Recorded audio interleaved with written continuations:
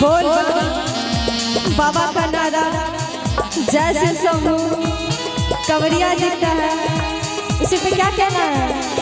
सावन के महीना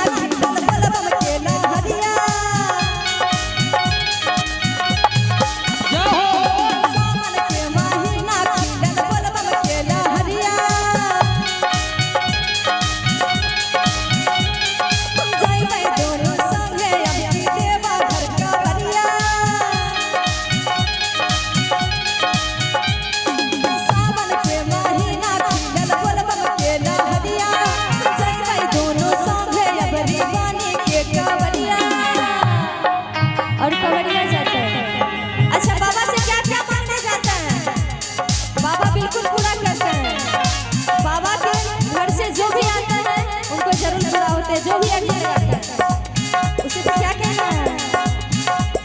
बाबा के नगरी से आवे बन के साबा राजा, जब घर गए बैठ के राजा,